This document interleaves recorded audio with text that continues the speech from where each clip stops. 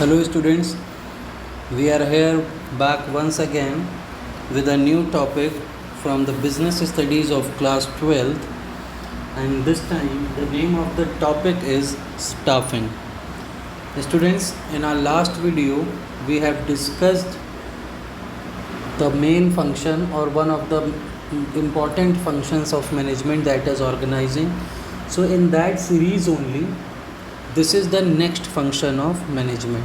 सबसे पहले planning, then organising, then staffing, फिर डायरेक्टिंग, फिर कंट्रोलिंग. ये एक सीक्वेंस में चलेगा. द फर्स्ट टू प्रिंसिपल्स या the first two functions of management, planning and organizing, we have already discussed. Now we will discuss the next function of the management, that is staffing. So first of all, what do you mean by staffing? So students, staffing simply means finding the right person at the right time at the right position. सही समय पे सही person को सही position पर या सही job देना ही स्टाफिंग है. Giving a job to a person according to his knowledge, according to his capability and according to his field of expertise. Staffing is the process of management which is concerned with obtaining, utilizing and maintaining a satisfactory and satisfied workforce. जैसा कि आप सबके सामने लिखा है, simple सा मतलब इसका ये है कि it means obtaining and maintaining capable and competent people to be placed on the right job from top to bottom. Top level management, lower level management और मिडिल लेवल मैनेजमेंट पे हर जगह पे ही सही पर्सन सही जॉब पर होना चाहिए.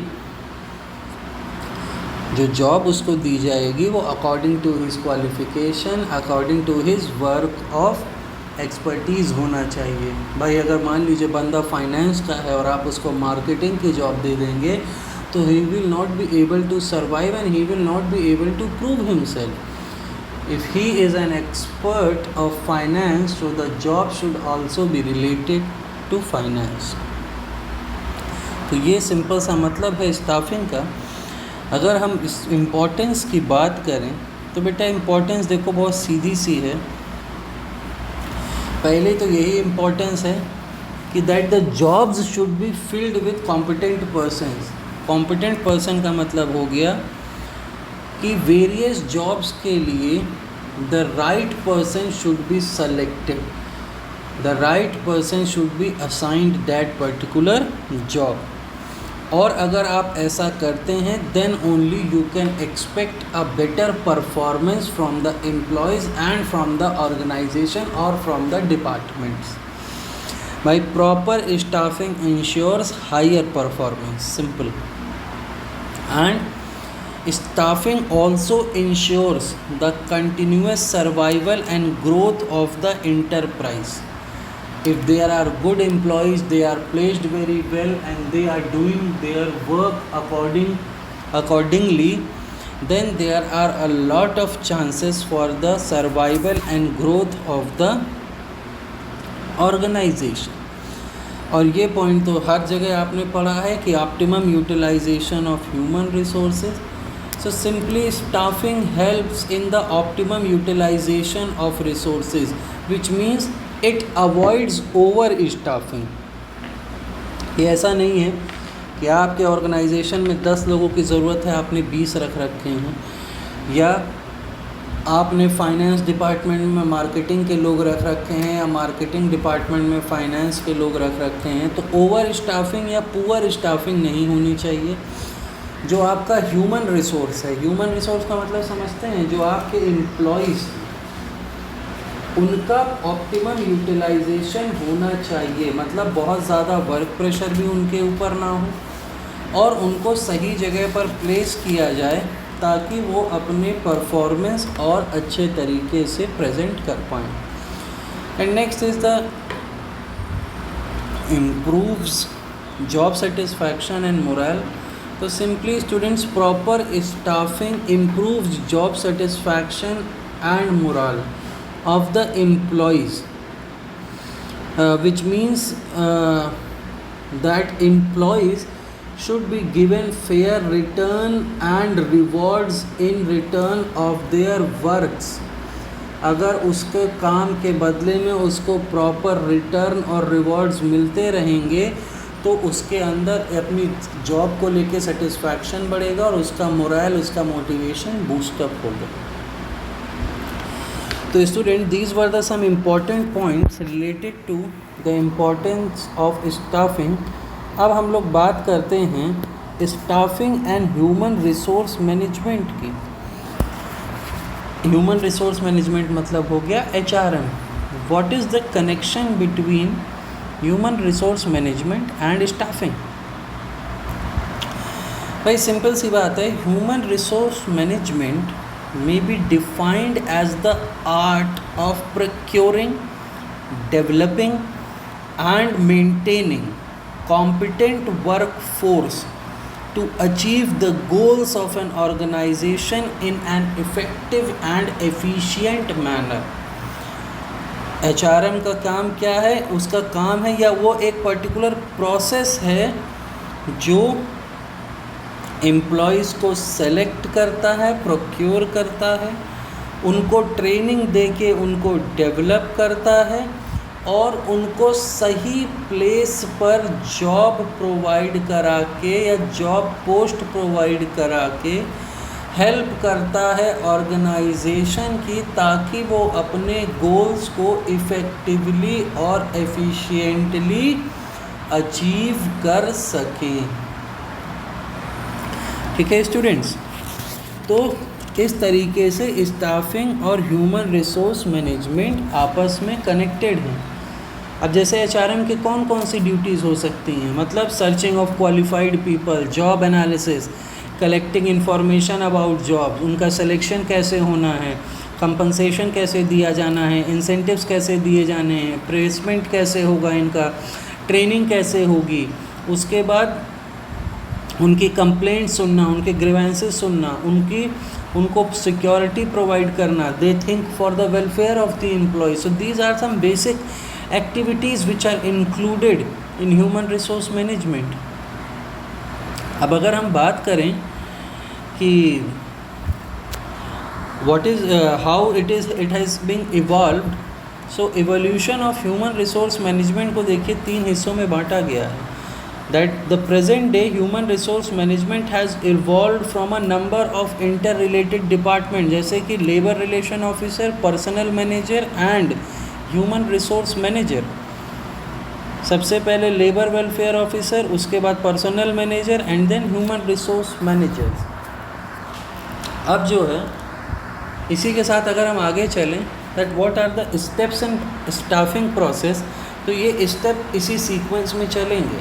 सबसे पहले बात आती है estimating the man power requirements. Estimating man power requirement का मतलब होता है कि पहले तो ये एस्टिमेट ऑर्गेनाइजेशन लगा ले कि उसको एग्जैक्टली मैन पावर चाहिए कितनी, है ना, उसको कितना मैन पावर चाहिए, उसको कितने स्टाफ की ज़रूरत है, हर डिपार्टमेंट में कितने लोग लगेंगे, हर पोस्ट पर कितने लोग लगेंगे. So first of all it is necessary to estimate the man power requirement. उसके बाद ये भी ज़रूरी है जानना कि हर पोस्ट के लिए क्या क्वालिफ़िकेशन होनी चाहिए, कितना एक्सपीरियंस होना चाहिए, what salary you will give. उसके बाद बात आती है कि हाउ मैनी, मतलब you need how many mail staff is needed, how many female staff is needed. तो ये सिंपल एक एस्टिमेटिंग है. एस्टिमेटिंग किस चीज़ की? मैन पावर रिक्वायरमेंट की. इसके बाद हम लोग शुरू करते हैं रिक्रूटमेंट. रिक्रूटमेंट का मतलब हो गया, it refers to a process of searching right employees for the right jobs in the organisation. मतलब हमने ढूंढना शुरू किया, रिक्रूटमेंट के बाद आ गया सिलेक्शन, आपने इंटरव्यूज़ दिए, रिटन टेस्ट कंडक्ट करवाए, जो भी आपको टेस्ट करवाने थे आपने टेस्ट करवाए, उसमें से जो सबसे अच्छा परफॉर्म किया उसका आपने सिलेक्शन कर लिया. सिलेक्शन के बाद आता है प्लेसमेंट एंड ओरिएंटेशन. प्लेसमेंट का मतलब होता है that the jobs are assigned to the selected candidates. उनको लेटर ऑफ अपॉइंटमेंट्स दे दिया जाता है और ओरिएंटेशन का मतलब होता है कि एम्प्लॉय को ऑर्गेनाइजेशन से फेमिलियर करवाना, उसको बताना कि ये हमारा ऑर्गेनाइजेशन है, क्या काम करता है, and what are the rules and regulations of this particular organisation. फिर बात आती है ट्रेनिंग एंड डेवलपमेंट की। the employee is new for your organization, so it is very necessary to give him training that how the work is to be done and how much time it is to be done, what is the process of doing the work, what are the rules and regulations of the work, what is the code of conduct for the organization. So these are the certain things which are to be taught to the employee during the training session, and it helps in the development of the employees. अगली चीज़ है performance appraisal. Performance appraisal का मतलब हो गया it refers to a systematic evaluation of employees performance against predetermined standard and their potential development. Simple सी बात है कि दैट परफॉर्मेंस अप्रेजल नाम से ही समझ में आता है बेटा कि that the employee should be appraised, the employee should be praised in front of everyone. If that particular employee has done a good work, it helps in motivating and encouraging the employee towards the organization. It boosts the morale, it boosts the motivation in that particular employee. उसके बाद promotion and career planning, by promotion भी आप दे सकते हैं। The performance of that particular employee is very good, you can promote him to the higher post. And then compensation का तो simple सा मतलब यही हो गया कि that an employee should be paid according to his work, according to his qualification. Compensation दो तरह के हो सकते हैं, डायरेक्ट और इनडायरेक्ट। डायरेक्ट का मतलब हो गया वेजेस, सैलरी, इंसेंटिव, कमीशन, आप जो भी पे करते हैं मंथली, एनुअली, वीकली। इनडायरेक्ट में आप क्या दे सकते हैं, आपने उसको रहने को घर दे दिया, कार दे दिया, पेट्रोल एक्सपेंसेस उसके बेयर कर लिया, मोबाइल फ़ोन्स दे दिए। So these are indirect compensations. Now what are the aspects और what are the components of staffing. तो बेटा 3 चीज़ें हैं। सबसे पहले रिक्रूटमेंट, फिर सिलेक्शन, फिर ट्रेनिंग। सबसे पहले हम रिक्रूटमेंट करेंगे, मतलब we will search good employees या we will search good person for the job. फिर उनका सिलेक्शन करेंगे और सिलेक्शन के बाद हम लोग उनको देंगे ट्रेनिंग। अब सबसे पहले बात करते हैं रिक्रूटमेंट की। तो रिक्रूटमेंट को करने के 2 तरीके होते हैं। सबसे पहला है इंटरनल सोर्सेज, दूसरा है एक्सटर्नल सोर्सेज। इंटरनल सोर्सेज पे आप रिक्रूटमेंट कर सकते हैं, मतलब इंटरनल का मतलब हो गया कि आप अपने एग्जिस्टिंग स्टाफ को ही वेकेंट पोजीशंस पे रख दीजिए। लाइक आपके स्कूल में मान लीजिए आपके वाइस प्रिंसिपल सर रिटायर हो गए, तो वो पोस्ट खाली हो गई, तो स्कूल ने क्या किया, बाहर से कोई बंदा रखने के बजाय उन्होंने क्या किया, आपके स्कूल के किसी सीनियर टीचर को या आपके स्कूल के किसी सबसे अच्छे टीचर को ही वो पोस्ट ऑफ़र कर दी। तो इससे क्या हुआ, वो पोस्ट भी फिलअप हो गई और बाहर से किसी पर्सन को बुलाना भी नहीं पड़ा, तो उसको प्रमोट कर दिया गया। प्रमोशन भी क्या होता है, ये मोटिवेट करेगा एम्प्लॉय को कि उसको प्रमोट कर दिया गया। ट्रांसफ़र हो सकता है अगला। ट्रांसफ़र का मतलब हो गया कि एक जगह से दूसरी जगह भेजना अपने ही एम्प्लॉय को। भाई कोई फाइनेंस डिपार्टमेंट में है और मान लो उसको थोड़ी बहुत अगर मार्केटिंग की भी नॉलेज है, तो हमने क्या किया, उसको ट्रांसफ़र कर दिया मार्केटिंग डिपार्टमेंट में। ठीक है, तो इस तरह से इंटरनल बेसिस पे ही जो सीट्स या जो वैकेंसीज़ फिलअप कर दी जाती हैं वो इंटरनल सोर्सेज में आती हैं। एक्सटर्नल सोर्सेज में तो फिर बहुत सारी चीज़ें हैं। डायरेक्ट रिक्रूटमेंट है, एडवर्टीज़मेंट है, कैजुअल कॉलर्स हैं, प्लेसमेंट एजेंसीज़ हैं, वेब पब्लिशिंग है, कैंपस रिक्रूटमेंट है। मगर इनके इंटरनल और एक्सटर्नल सोर्सेज के क्या होते हैं, कुछ एडवांटेजेस, कुछ डिसएडवांटेजेस भी हैं। भाई एडवांटेज जो इंटरनल का सबसे पहला यही है कि इट मोटिवेट्स द एम्प्लॉय। उसके बाद क्या होता है, सिलेक्शन और ये जो ट्रेनिंग और दुनिया की जो आपको खर्चे करने पड़ते हैं, ये आपके सब कुछ बच जाते हैं। उसके बाद आपने क्या किया, एम्प्लॉयज़ को ट्रेनिंग देने की ज़रूरत नहीं है। उसके बाद जिस भी डिपार्टमेंट में लोग ज़्यादा हों, आप ट्रांसफ़र करके भी क्या कर सकते हैं, ओवर स्टाफिंग को रिड्यूस कर सकते हैं। मगर डिसएडवांटेज भी बहुत सारे हैं। फ्रेश टैलेंट को मौका कभी नहीं मिलता। उसके बाद जो एम्प्लॉयज़ हैं वो लेथार्जिक हो जाते हैं। लेथार्जिक का मतलब हो गया कि मतलब उनको लगने लगेगा कि ठीक है हम काम कर लेंगे, हमें प्रमोशन दिया गया है, I am the good one, मतलब उनके अंदर एक थोड़ा सा एटीट्यूड आ सकता है। उसके बाद जो नई कंपनीज़ होती हैं वो प्रमोशन या ट्रांसफ़र दोनों में यूज़ कर सकती हैं, क्योंकि अभी वो नई कंपनी है, उनका स्टाफ इतना ज़्यादा ट्रेंड या एक्सपर्ट नहीं होता, तो वो ना ही प्रमोशन को यूज़ कर सकती हैं, ना ही वो यूज़ कर सकती हैं ट्रांसफ़र। उसके बाद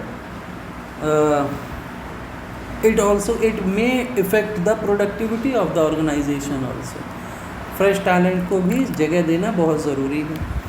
अब डायरेक्ट, अगर आप इनडायरेक्ट की बात करें या एक्सटर्नल सोर्सेज की बात करें, तो डायरेक्ट रिक्रूटमेंट है, आपने पेपर में एडवर्टीज़मेंट निकाल दिया, या डायरेक्ट रिक्रूटमेंट का मतलब हो गया आपने अपने ऑर्गेनाइजेशन के बाहर नोटिस चिपका दिया कि भाई हमारे यहाँ इस पर्टिकुलर जॉब की वैकेंसी है, तो सीवीज़ आ जाती हैं, एडवर्टीज़मेंट्स आपने देने शुरू कर दिए।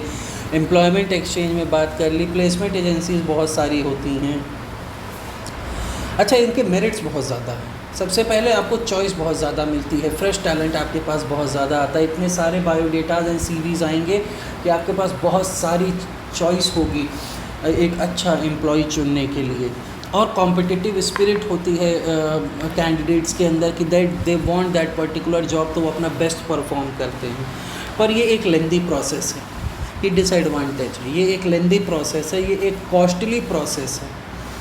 और इससे क्या हो सकता है कि जो एग्जिस्टिंग स्टाफ है उसके अंदर भी डिससेटिस्फैक्शन आ सकता है कि उसको लगेगा कि भाई हम भी थे, हमें भी ये पोस्ट दी जा सकती थी, बट हमें ना दे करके किसी फ्रेश टैलेंट को ये मौका दिया गया। तो ये कुछ डिसएडवांटेजेस भी हैं। अब अगर ये तो हमने बात की बेटा पहले कंपोनेंट की, रिक्रूटमेंट की। अब अगर हम बात सिलेक्शन की करें तो सिलेक्शन में 8 स्टेप्स होते हैं और आपको ये इसी सीक्वेंस में फॉलो करने हैं। सबसे पहला, आप किस तरह से, भाई आपने रिक्रूटमेंट कर लिया, मान लो आपने सीवीज़ मंगा ली सबकी, अब बात आती है सिलेक्शन की कि इनको सिलेक्शन किस बेसिस पे करना है। तो सबसे पहला स्टेप होता है प्रीलिमिनरी स्क्रीनिंग। प्रीलिमिनरी स्क्रीनिंग का मतलब होता है कि जितनी भी एप्लीकेशन आपके पास आई हैं उसमें जो अनक्वालिफाइड हैं उनको हटा दीजिए, दे शुड बी एलिमिनेटेड, उनको फर्स्ट राउंड ऑफ इंटरव्यू में ही निकाल दीजिए। फर्स्ट राउंड ऑफ इंटरव्यू में सिर्फ वही लोग आएंगे जिनके पास वो पर्टिकुलर क्वालिफ़िकेशन और एक्सपीरियंस है उस पर्टिकुलर पोस्ट के लिए जो आपने पब्लिश की हो। फिर आप सिलेक्शन टेस्ट कंडक्ट करवा सकते हैं। सिलेक्शन टेस्ट में आप कुछ भी कंडक्ट करवा सकते हैं, उसका इंटेलिजेंस टेस्ट लिया जा सकता है, एप्टीट्यूड टेस्ट होता है, पर्सनैलिटी टेस्ट होता है। तो these are certain type of tests which can be conducted through for judging that particular employee. अगर वो सारे टेस्ट पास कर लिया तो नेक्स्ट स्टेप पे आ जाता है एम्प्लॉयमेंट इंटरव्यू। जो भी आपके यहाँ के टॉप लेवल मैनेजमेंट के लोग हैं या जो भी आपका इंटरव्यू लेने का जो पैनल है वो उसका इंटरव्यू लेगा। The role of the interview is to seek information. Seek information का मतलब that what salary that particular person is expecting, what post he is expecting, what working conditions he is expecting, और अपनी भी बताना कि भाई हमारे पास ये पोस्ट है, हम ये सैलरी दे सकते हैं और ये वर्किंग कंडीशंस हैं हमारे लिए। उसके बाद reference and background checks. Reference and background checks का मतलब कि आप जिसको भी सेलेक्ट कर रहे हैं उसका सबसे पहले बैकग्राउंड चेक करिए कि भाई वो कोई क्रिमिनल बैकग्राउंड का ना हो, उसके ऊपर कोई पुलिस केस ना हो, he belong to a very good family, he should belong, या वो जिस पर्टिकुलर ऑर्गेनाइजेशन से अगर मान लीजिए आया है तो वहाँ पर आप फ़ोन करके पूछिए कि what is that performance of that particular employee, what is the nature of that particular employee, what are the working standards of that particular employee. ये सारा कुछ करने के बाद आप सिलेक्शन डिसीजन लेते हैं। जिन्होंने इन सारे स्टेप्स को क्लियरली पास कर लिया, that particular candidate is selected. और फिर उसका होता है मेडिकल एग्जामिनेशन। मेडिकल एग्जामिनेशन बहुत बड़ी बड़ी कंपनीज़ में होता है कि that the selected candidates are required to undergo a medical test. और मेडिकल टेस्ट का मतलब हो गया जब तक उसको फिट डिक्लेयर नहीं किया जाएगा तब तक उसको वो पर्टिकुलर जॉब नहीं दिया जाता है। मेडिकल टेस्ट करने के बाद बेटा उसको जॉब ऑफ़र कर दी जाती है। जॉब ऑफ़र में उसको अपॉइंटमेंट लेटर मिल जाएगा। That particular letter contains the terms and conditions of the employment, the salary and what are the other benefits of the job. And उसके बाद वो साइन करता है contract of employment. Contract of employment का मतलब होता है this is a contract between the employer and the candidate.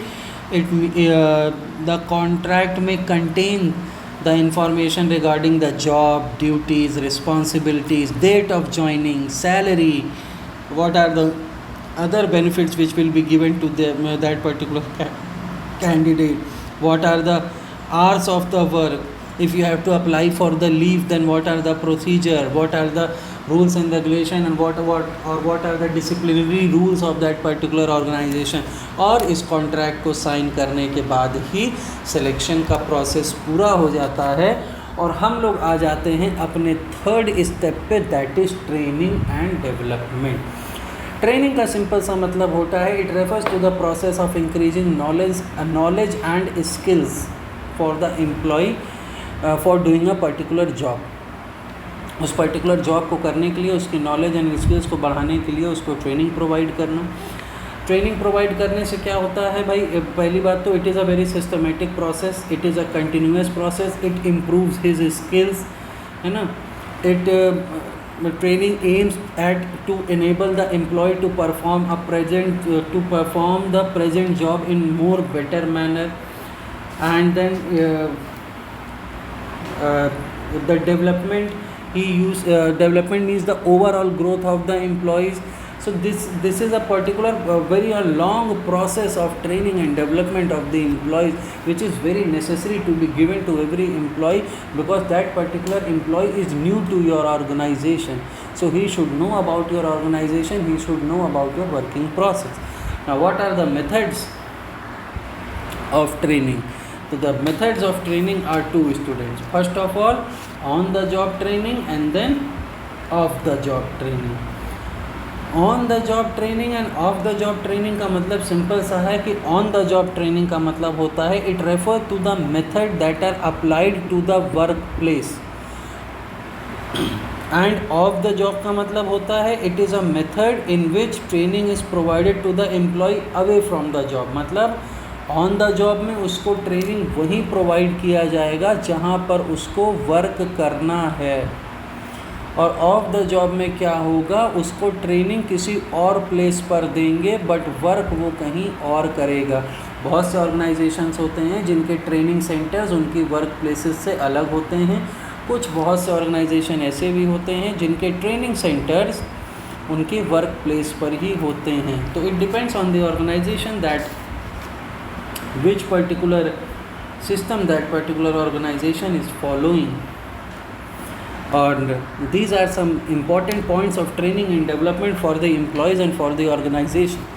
That training और development का employees के ऊपर क्या benefit है और organization के ऊपर क्या benefit है.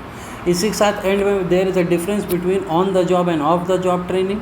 There is a difference between training and development. And there is a difference between training, development and education. And students, this was all about for this topic. जिस तरीके से आपने पुराने वीडियोस देखे हैं, I hope you will watch this video also. And if you have any type of confusion, you can ask me anytime. And in the next class, we will come up with a new topic. We have discussed planning, organizing and staffing. Now we will discuss directing. So till then, keep on studying and best of luck to everyone.